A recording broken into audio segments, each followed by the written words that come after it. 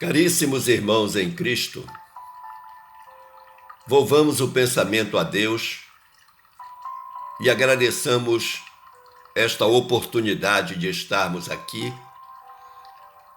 comungando essa fraternidade que assegura-nos a paz na consciência e o refrigério da alma.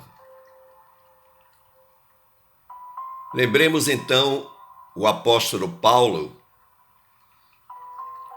em sua carta aos Efésios, capítulo 1, versículo 2, na qual ele diz: a vocês, graça e paz da parte de Deus, nosso Pai, e do Senhor Jesus Cristo. Hoje, meus amigos, nós refletiremos sobre o amor, tema específico do capítulo 11 de nosso Evangelho, segundo o Espiritismo, e que está ancorado em duas bases evangélicas, de Mateus e de Marcos.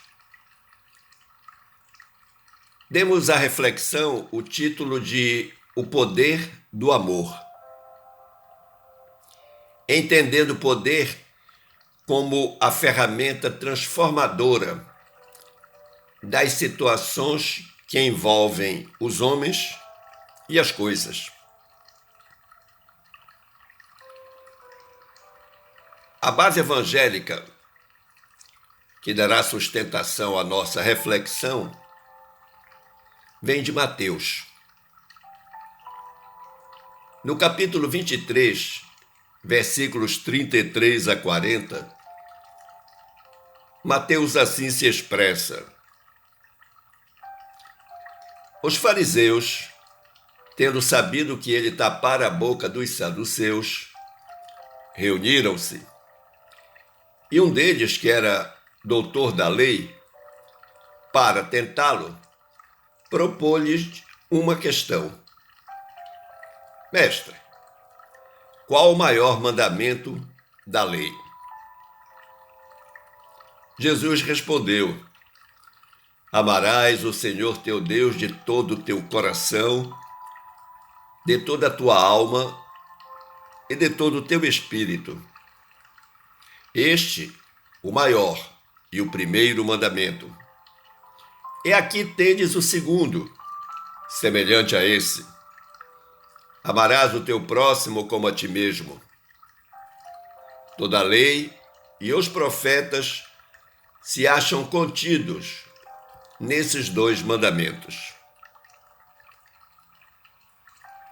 Aqui devemos então observar que Jesus recorre à própria lei judaica, contida no Velho Testamento, em resposta à arguição provocadora, mas o faz de forma amorosa e objetiva.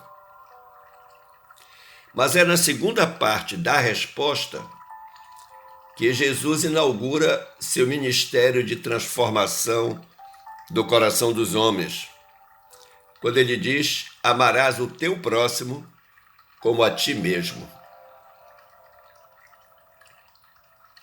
E aqui surge uma ideia singular na frase de Jesus, que é a ideia de próximo. Para melhor compreendermos o sentido deste substantivo, vale a pena recorrer a Leonardo da Vinci, esse italiano famoso que nasceu em 15 de abril de 1452 e desencarnou em 2 de maio de 1519, e cuja engenhosidade e inteligência o credenciava como um verdadeiro polímata, ou seja, aquele indivíduo que estuda ou que conhece muitas ciências. Na vastíssima obra de Da Vinci, destaca-se o desenho do homem vitruviano, as pinturas da Mona Lisa e da Última Ceia, que tornaram-se ícones culturais que atravessaram a linha do tempo. Mas dele é uma frase famosa com a qual eu pretendo definir ou conceituar o próximo. Da Vinci diz que para estar junto não é preciso estar perto, e sim do lado de dentro. Do lado de dentro, onde? No coração. Então, este conceito de Da Vinci, sobreposto à frase de Jesus, nos remete de imediato para o coração, tido pelos poetas como a sede do amor. Não é verdade? Então, amar o próximo como a si mesmo, fazer pelos outros o que quereríamos que os outros fizessem a nós, é a expressão mais completa da caridade. Porque resume todos os deveres do homem para com o próximo. E aí não podemos encontrar guia mais seguro a tal respeito que tomar para padrão do que devemos fazer aos outros aquilo que para nós desejamos.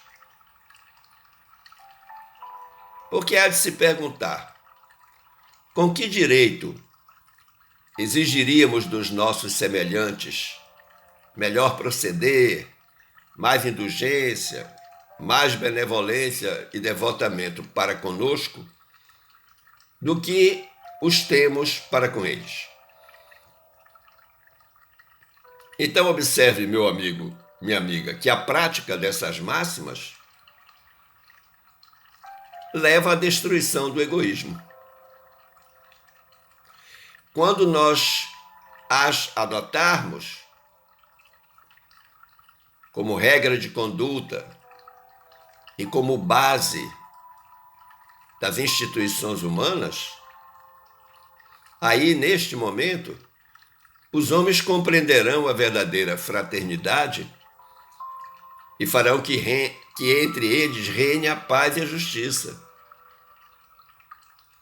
E nesse momento, então, não haverá ódios nem dissensões, mas tão somente união, concórdia e benevolência mútua. Mas a importância do amor é tão grande que o termo, o substantivo amor, aparece 160 vezes no nosso Evangelho segundo o Espiritismo. E mereceu dos espíritos superiores sua determinação como uma das leis morais, contidas na parte terceira do Livro dos Espíritos, lei esta denominada Lei de Justiça, de Amor e de Caridade. Mas no nosso capítulo 11, que estamos a examinar, Lázaro, Fénelon e Sansão, cada um deles escreve uma instrução acerca do amor. E eu farei uma breve síntese do que cada uma delas contém. Lázaro define o amor como o resumo de toda a doutrina de Jesus.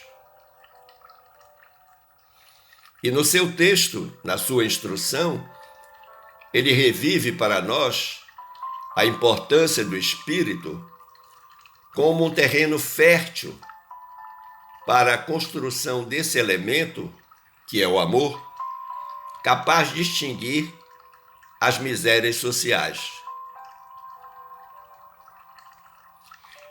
Eu não preciso do amor para construir uma casa, como elemento de construção da casa, salvo quando eu coloco o amor naquilo que estou fazendo durante a construção. Mas eu preciso do amor nos relacionamentos humanos. É isso que Lázaro quer nos dizer. Fénelon destaca a origem divina do amor. Ou seja, o amor vem de Deus. Até porque João, no seu evangelho, diz: Deus é amor. E afirma que esta centelha divina está em todos nós e que foi colocada por Deus quando o nosso espírito foi criado. E Fénelon aponta os efeitos da lei de amor, que são o melhoramento moral da raça humana e a felicidade durante a vida terrestre. A verdadeira felicidade. Porque nós temos, inclusive, um capítulo do nosso evangelho que trata do tema A felicidade não é deste mundo. Mas Fénelon coloca que todo aquele que trabalha o amor que contém na perspectiva divina consegue experimentar essa tal felicidade durante a vida terrestre, ou seja, durante o período em que está encarnado. Sansão, na sua instrução, por sua vez, indica a precisa finalidade do amor, dizendo que ele, o amor, é o que tudo consola e abranda as penas de cada dia. Ou melhor, pondo em prática esse sábio conselho de usar o amor,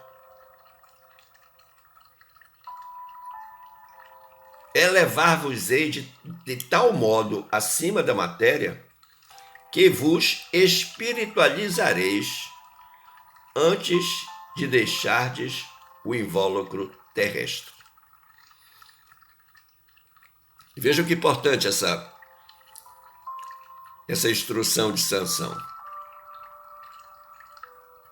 Aquele que conhece verdadeiramente a finalidade do amor, que tudo abranda, que consola as penas diárias que cada um experimenta, que coloca em prática este amor, ele se eleva de tal ponto sobre a matéria que acaba por espiritualizar a própria matéria.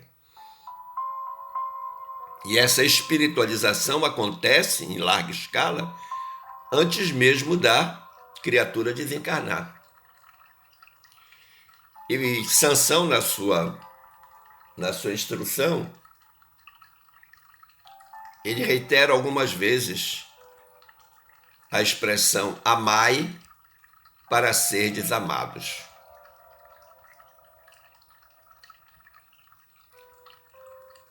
Maria João de Deus, a mãe do nosso querido e saudoso Chico Xavier, na obra Cartas de uma Morta, afirma que a regeneração e o triunfo sobre as imperfeições humanas são possíveis através do amor. E olha que coisa importante. Então, as minhas imperfeições poderão ser regeneradas e eu triunfarei sobre elas através do amor.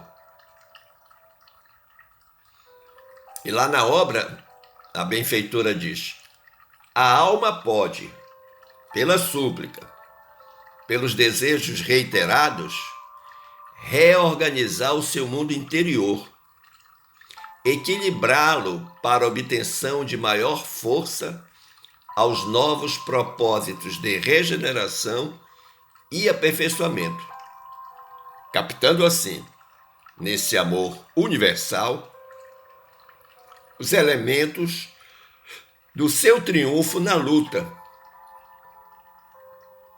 e que a lei de Deus é sempre o amor. E ela diz ainda: amor é a luz que envolve o universo. É o éter vivificador. É a afeição dos espíritos dedicados. É a alegria dos bons. É a luta que aperfeiçoa. Então, quantos significados Maria João de Deus aponta para nós? Muitos bons significados. E quando ela diz que é a luz que envolve o universo, então a gente retorna ao Evangelho de João, quando diz Deus é amor. Ora, como Deus é o Criador de tudo que tem no universo, causa primária ou causa primeira de todas as coisas, este amor de Deus, então, envolve a todo o universo. Então, da orientação de Maria João, é possível extrair maravilhosa lição em torno do combate às imperfeições humanas, que, se não forem dominadas e excluídas enquanto estivermos na Terra, subirão conosco após a nossa desencarnação, acarretando-nos dores e sofrimentos no plano espiritual. É inexorável que isso aconteça. E que imperfeições são essas? O egoísmo, a vaidade, a cupidez, o sensualismo, a ganância, a inveja, entre outras tantas nódoas que maculam esse alvinitente espírito que recebemos de Deus. Lembrar que nós fomos criados simples e ignorantes. Mas foi na obra Alvorada Cristã, de Nélio Lúcio e Chico Xavier, que encontrei uma bela lição em torno do amor, denominada Arma Infalível. Por uma questão de tempo, não discorrerei sobre toda a história, mas, num esforço de síntese, eu tentarei explicar o que diz Nélio Lúcio. Tudo começa com um empregado despedido do seu trabalho e que endereça uma carta desaforada ao seu ex-patrão. O patrão recebe essa carta e lê. E depois de ler a carta, ele enche-se de cólera. E não tendo mais um empregado na empresa para devolver-lhes os desaforos, ele descarrega toda a sua cólera sobre o subchefe da oficina, sob o pretexto de enxergar uma pequena peça quebrada. Na realidade, ele faz dessa peça quebrada o motivo para descarregar a ira sobre o subchefe. O subchefe, por sua vez, não podendo retrucar a grosseria ao diretor para não perder o emprego, abrigou a projeção maléfica, ou seja, a ira do diretor no sentimento, e descarregou essa ira na esposa ao chegar em casa, por conta de um sapato mal engraxado. Então o sujeito chegou em casa, viu que um dos sapatos dele estava mal engraxado e valeu-se disso para descarregar toda a sua raiva por conta da bronca que tinha levado do subchefe da oficina, do diretor, melhor dizendo. A esposa, para não contrariar o marido, mas já muito cheia de cólera, despeja então a ira dela sobre a empregada que havia limpado os sapatos. Ela não quer responder para o marido, então descarrega toda a raiva sobre a empregada que era responsável pela limpeza dos sapatos. A empregada, uma jovem menina, Não podendo descarregar a mágoa que a patroa houvera provocado sobre os pratos e os copos que lavava, assimilou o veneno mortal da ira e, acercando-se de um velho cão da casa, dorminhoco e paciente, transferiu este veneno imponderável num pontapé de largas proporções sobre o cachorro. Então a mágoa, a ira, a raiva que provocou a injustiça da patroa, ela descarregou no cão. O cachorro louco, por sua vez, correu para a rua e mordeu uma senhora que por lá passava e que era esposa de um proprietário vizinho à casa. Mordida pelo cachorro, louca de dor e de ódio, ela foi levada à farmácia. E por conta da raiva da mordida, descarregou a ira da mordida do cachorro sobre o jovem farmacêutico que estava atendendo-a, xingando e até esbofeteando. Mas o rapaz assimilou o veneno mortal e imponderável e armazenou no coração até a hora de ir para casa. E lá chegando, despejou toda a mágoa, toda a cólera, toda a ira sobre sua pobre mãe, uma senhora idosa, velhinha, com xingamentos, impropérios e blasfêmias. A velha senhora ouviu tudo impassível, mas confiante. Esperou o fim da cena dantesca de seu filho xingando-a e, longe de agastar-se, de aborrecer-se, tomou as mãos do filho sobre as suas e disse-lhe com naturalidade e brandura: venha cá, meu filho. Você está cansado e doente. Sei a extensão de seus sacrifícios por mim e reconheço que tem razão para lamentar-se. No entanto, filho, tenhamos bom ânimo. Lembremo-nos de Jesus. Tudo passa na terra. Não nos esqueçamos do amor que o Mestre nos legou. E aí ela abraçou o filho comovida e afagou-lhe os cabelos. Finalmente, a projeção destrutiva do ódio, que começou lá com o empregado que havia sido mandado embora e enviado a carta ao diretor, essa projeção do ódio morrer ali, dentro daquele lar humilde, trazida por uma pessoa idosa.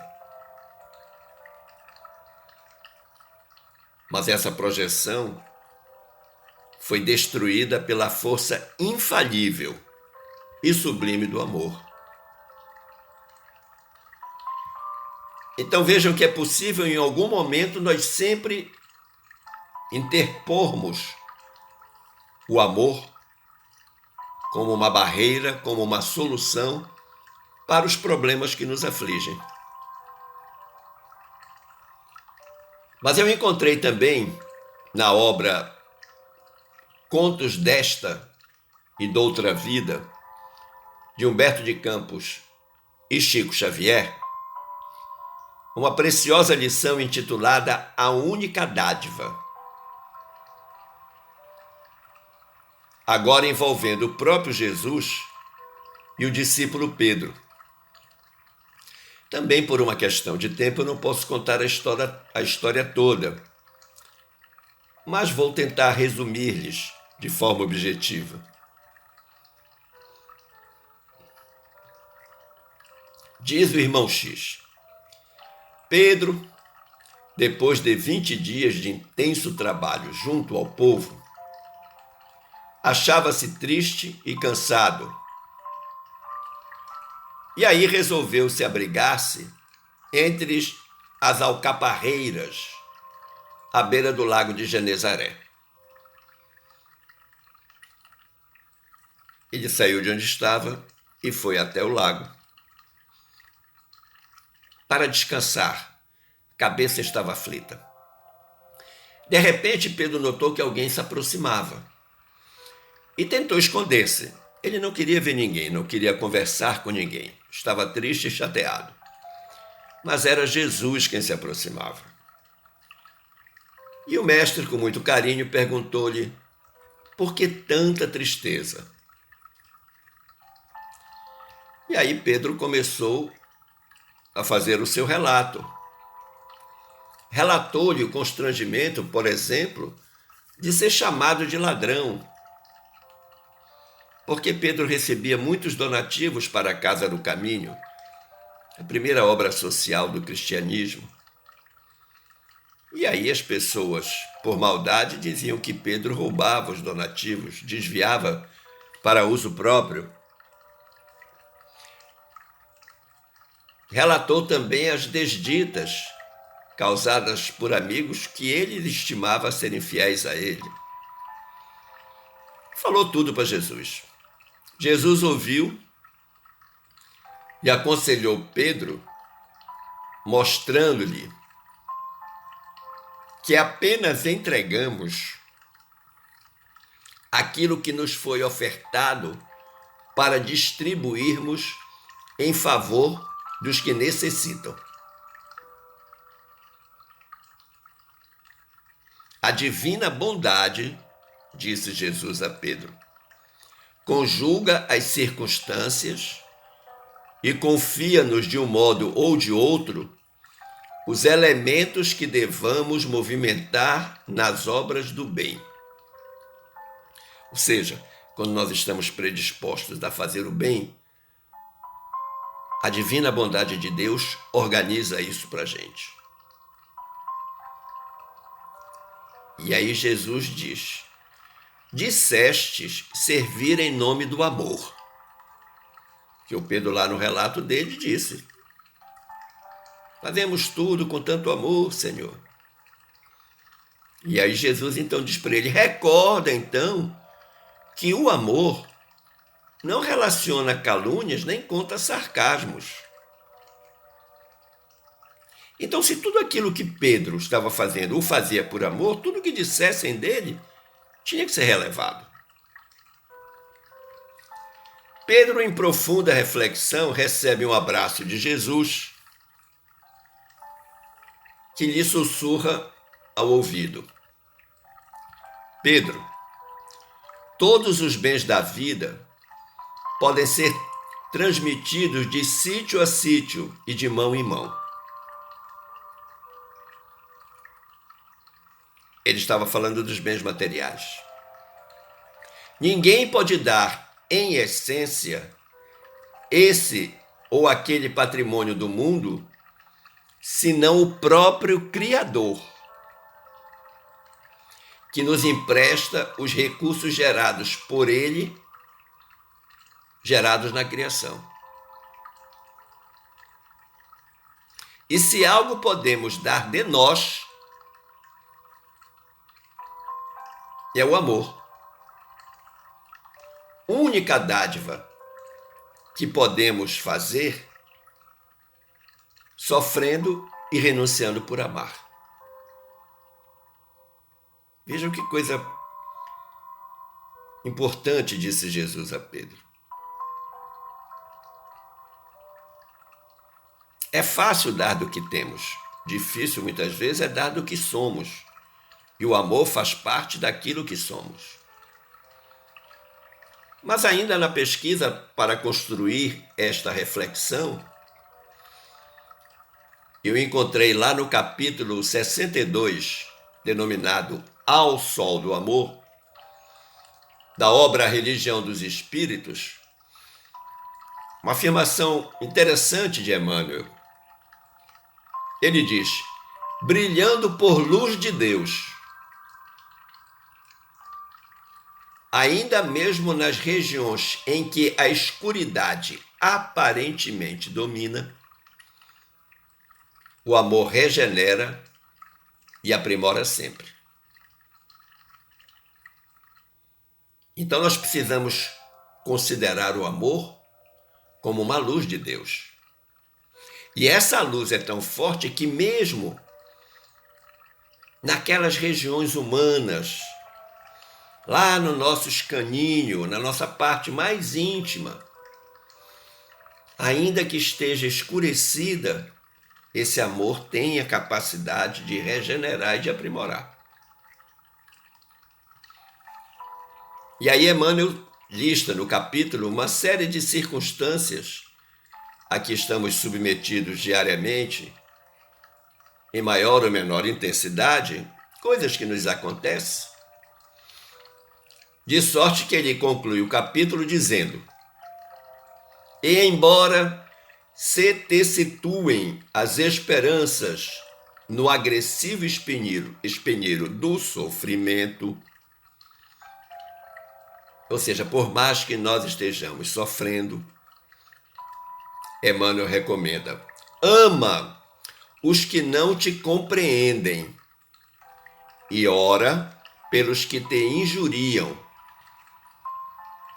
Algo que está lá no Evangelho de Mateus. Porque a lei conhece o motivo pelo qual cada um deles te cruza os passos. E nós podemos interpretar aqui a lei como Deus.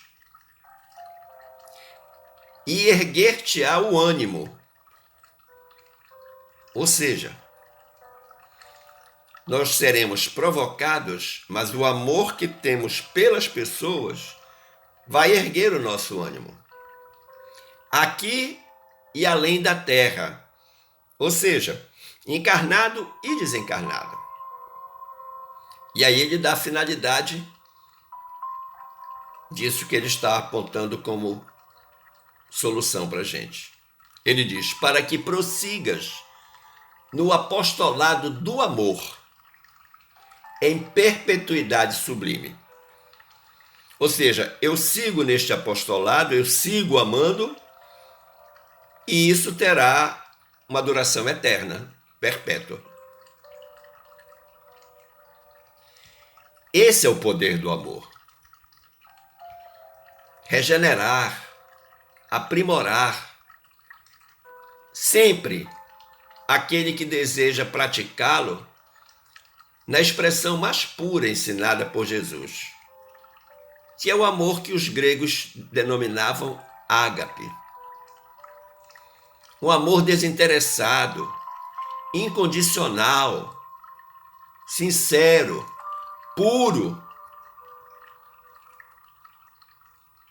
Esse é o verdadeiro amor. O verbo que assegura o exercício do amor é o verbo servir. Daí porque dizemos que a caridade é o amor em movimento, porque a caridade é servir o próximo.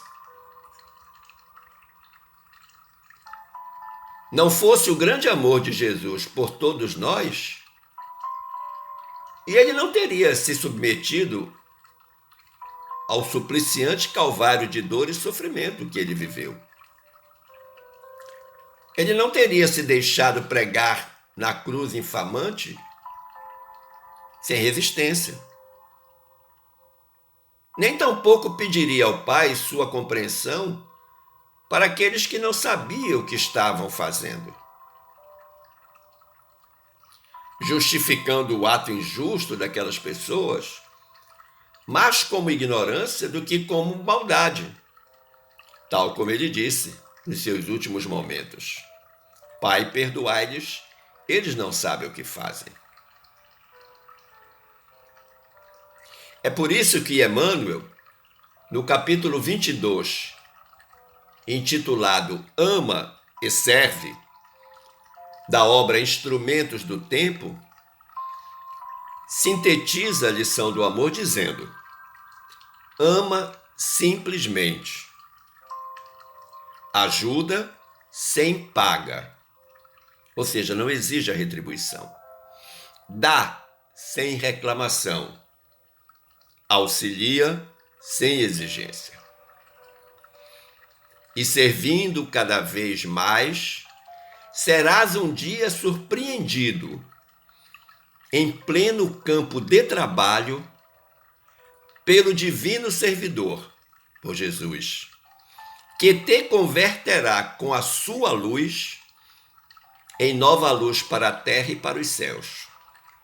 E vejam que coisa maravilhosa coloca Emmanuel para a gente.